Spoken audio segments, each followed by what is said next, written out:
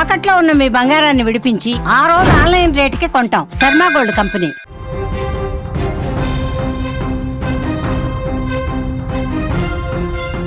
America Iran మధ్య కాల్పుల విరమణ ఒప్పందం కుదిరింది. ఈ నేపథ్యంలో ఇరాన్ ప్రస్తుత సుప్రీం సంచలన ప్రకటన చేశారు.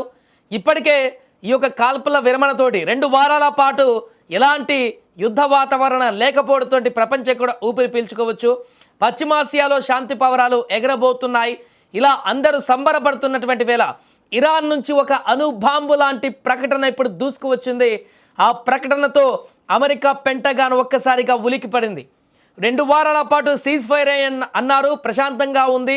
ఇక ఆ 10 సూత్రాలకు సంబంధించిన ఒప్పందం మాట్లాడుకుంటారు అనుకున్న సందర్భంలో తాజాగా ఒక్కసారిగా ఉలిక్కిపడేటువంటి సంఘటన. ఎవరు చెప్పారు యుద్ధం ఆగిందని?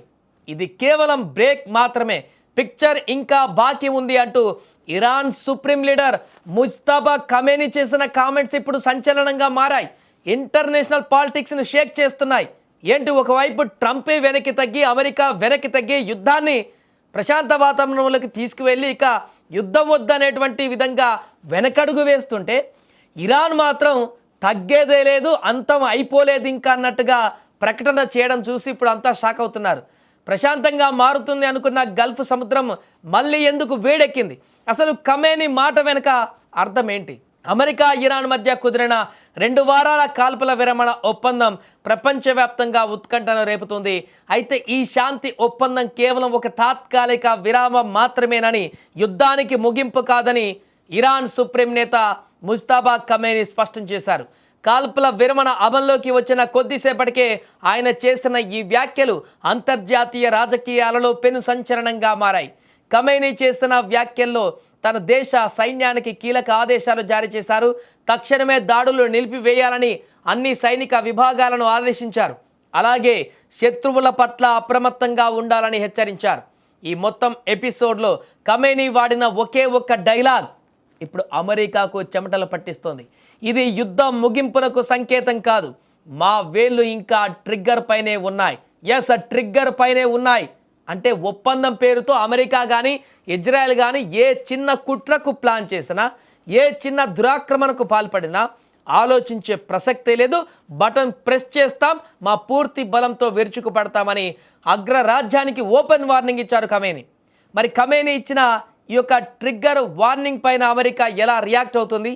15వ రోజు హార్మోజ్ జలసంధిలో శాంతి వర్ధిల్లుతుందా లేక ప్రళయం మొదలవుతుందా అనేది ఇప్పుడు వేచి చూడాలి. ఏదేమైనా కూడా ఇరాన్ అమెరికా మధ్య నెలకొన్నటువంటి తీవ్రమైనటువంటి యుద్ధ వాతావరణం ప్రస్తుతానికి ఒక వారం అంటే 15 రోజుల వరకైనా కూడా సద్దుమణుగుతుంది అని అనుకున్నటువంటి సందర్భంలో తాజాగా ముజ్తబా చేసినటువంటి ఈ యొక్క ప్రకటన మరలా ఏం జరగబోతుంది? ఈ 15 రోజుల్లో చర్చలు ఫలించకపోతే, సఫలం కాకపోతే, ఆ చర్చల్లో ఇంకేదైనా జరిగితే ఇంకా దారుణమైనటువంటి యుద్ధ వాతావరణం ఏమైనటువంటి వచ్చే అవకాశం ఉందా అనేటిది ఇప్పుడు మరిన్ని సందేహాలకు తావిస్తోంది. اما من چیزای خودم میدونم که از بعض اینا کمتر نیست، شاید اگه بیشتر نباشه. موارد به چشم خودم دیدم و اینا نیست، گفتارم نمیشه گفت. نه حالا کلامات بکنه تیو عرض اونا، نه چیزای عجیب و غریب در بعضی موارد. مثلا الان یکی شد آقای نصرالله رفت کردن برای بحث جنگ 33 روزه یا مثلا بچه‌ها از خط صحیح خارج میاد، در حالی که خوباش هست. حالا یکی از وقتی دیگه میدونن موضوع نیست، من جعل میکنم، جعل تعیینی به اصطلاح تعیینی نیست.